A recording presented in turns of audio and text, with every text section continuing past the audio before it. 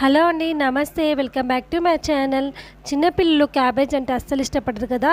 ఇలా వెరైటీగా స్నాక్స్ చేసి పెట్టండి, చాలా ఇష్టంగా తింటారు. పైన క్రిస్పీగా లోపల సాఫ్ట్గా చాలా బాగుంటుందండి.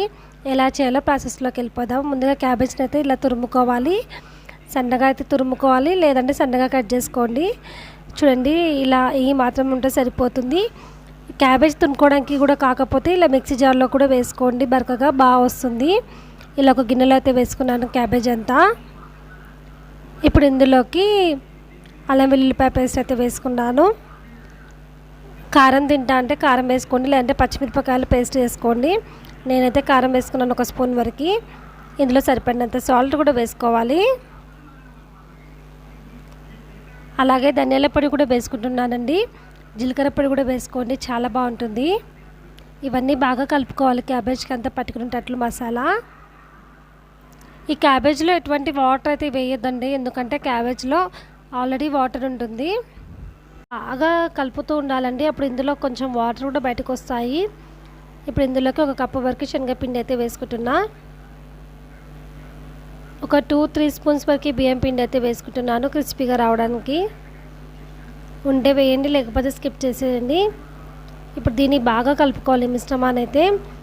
ఇది వాటర్ అయితే అస్సలు వేసుకోవద్దండి, వాటర్ వేసుకుంటే పలుచగా అవుతుంది. క్యాబేజ్లో ఆల్రెడీ వాటర్ ఉంటుంది కదా, ఆ వాటర్ సరిపోతుంది. ఇలా బాగా పిసుకుతూ కలుపుకోవాలి.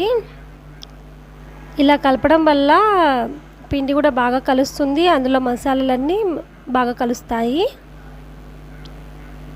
చూడండి, ఇలా బాగా మిక్స్ చేసుకుంటున్నాను. ఇలా చేసుకొని దీన్ని ఉండలా అయితే చేసుకోవాలి. మీ ఇష్టం, సైజు ఎంత మీకు ఎంత కావాలో చూసుకొని చేసుకోండి. నేనైతే ఇలా ఉండలా అయితే చేసుకున్నాను. లేదు మాకు వేరే షేప్ కావాలంటే వేరే షేప్లో కూడా చేసుకోవచ్చు, నో ప్రాబ్లం. చూడండి, ఇలా ఉండలు అయితే చేసి రెడీగా పెట్టుకున్నాను. అలాగే బ్రెడ్ క్రమ్స్ అయితే చేసుకున్నానండి. బ్రెడ్ని మిక్సీ జార్లో వేసుకుంటే చాలు, బ్రెడ్ క్రమ్స్ అయితే వస్తాయి. అలాగే కొంచెం పిండిని తీసుకొని వాటర్ వేసుకొని ఇలా కలుపుకున్నాను. ఇప్పుడు ఈ ఉండలను తీసుకొని ఆ పిండిలో డిప్ చేసుకొని బ్రెడ్ క్రమ్స్లో ఒకసారి డిప్ చేసుకోవాలి. ఇలా అన్నీ చేసుకోవాలి. ఎగ్గు తినే వాళ్ళైతే ఈ పిండి ప్లేస్లో ఎగ్గు కూడా వేసుకోండి. ఈరోజు సాటర్డే కదా, ఎగ్గు తినని నేను ఇలా పిండి అయితే వేసుకున్నాను. చూడండి, చాలా ఈజీగా అయితే ఇలా చేసేసుకోవాలని. చాలా ఈజీ రెసిపీ అండి, పిల్లలు అయితే చాలా ఇష్టంగా తింటారు. అన్నీ ఇలానే చేసేసుకుంటున్నా. అన్నీ రెడీ చేసేసుకున్నానండి. ఇప్పుడు ఒక స్టవ్ మీద కడాయి కూడా పెట్టుకున్నాను. ఇప్పుడు ఇందులోకి అయితే ఆయిల్ వేసుకొని హీట్ ఎక్కిపోయిందండి ఆయిల్ కూడా. ఇప్పుడు ఇందులోకి ఈ ఉండలన్నీ వేసేసుకుంటున్నాను. స్టవ్ సిమ్లో పెట్టుకొని వేసుకోండి, అప్పుడు లోపల కూడా బాగా ఉడుకుతుంది. ఇలా మొత్తం అన్నీ వేసేసుకోవాలి. విసిరెంబడే కలపకండి, కాసేపు అలాగే ఉంచి తర్వాత కలపండి.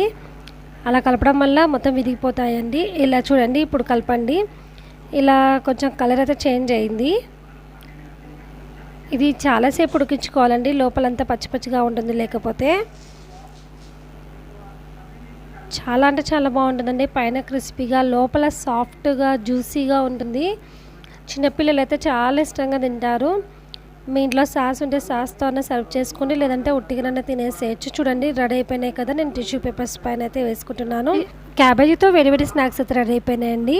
ఈ వీడియో కనుక మీకు నచ్చినట్లయితే నా ఛానల్ని లైక్, షేర్, సబ్స్క్రైబ్.